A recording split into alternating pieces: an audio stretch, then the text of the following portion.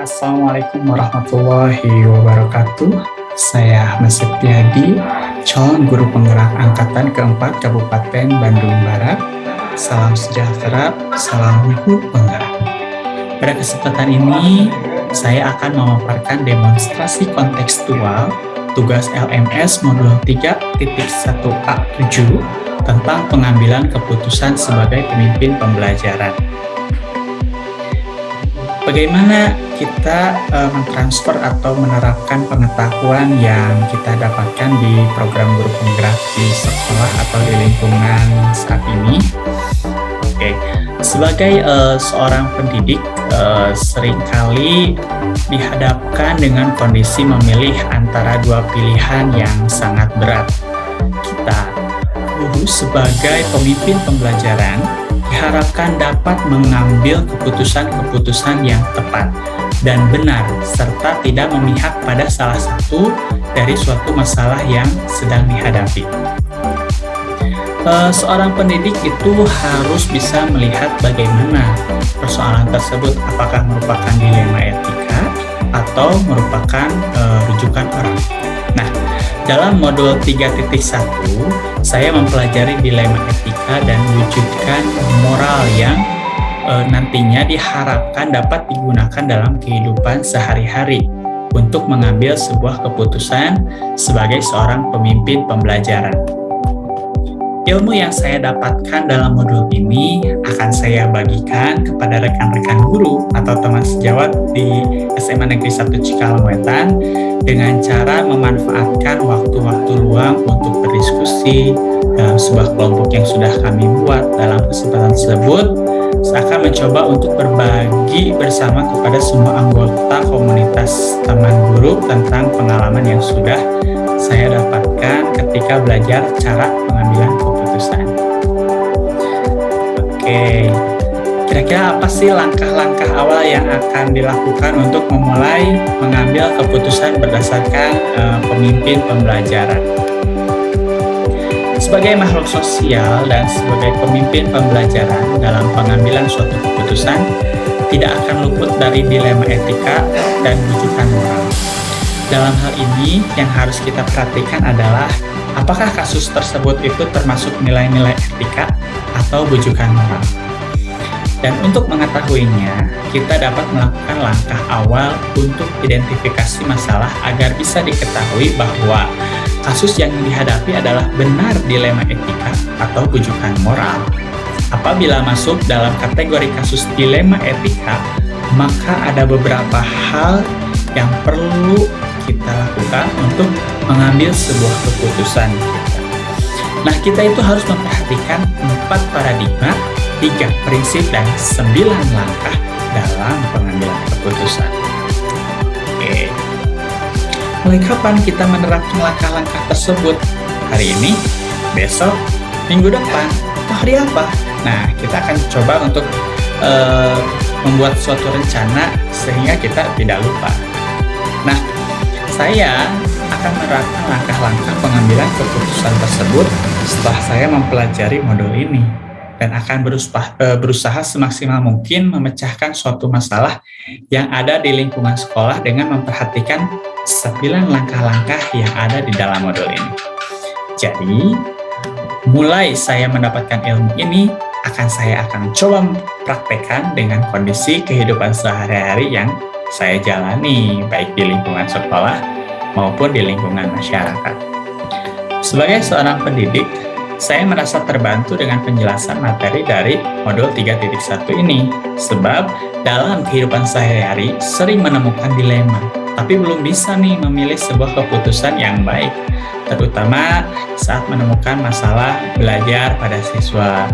Melalui semua materi yang telah dipelajari dari modul, sudah seharusnya memberikan keputusan yang bersifat positif sehingga membuat orang-orang di lingkungan kita itu merasa nyaman dan tenang. Hal itu dilakukan juga untuk memerdekakan siswa dalam mencapai keselamatan dan kebahagiaan belajar. Siapa sih yang akan menjadi pendamping kita dalam menjalankan pengambilan keputusan sebagai pemimpin pembelajaran?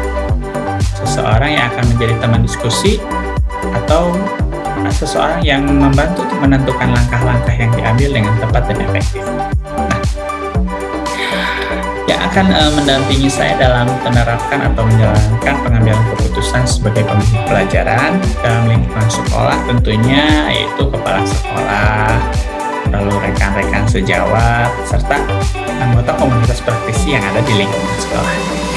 Dalam hal mengukur efektivitas pengambilan keputusan, untuk saya dapat melihat dari refleksi saya setelah melakukan pengambilan keputusan, sehingga saya bisa merasa bahwa keputusan yang saya ambil tidak ada pihak yang dirugikan atau tidak berpihak sebelah, karena pengambilan keputusan yang tepat adalah mencari solusi terbaik bagaimana mendapatkan keputusan yang benar.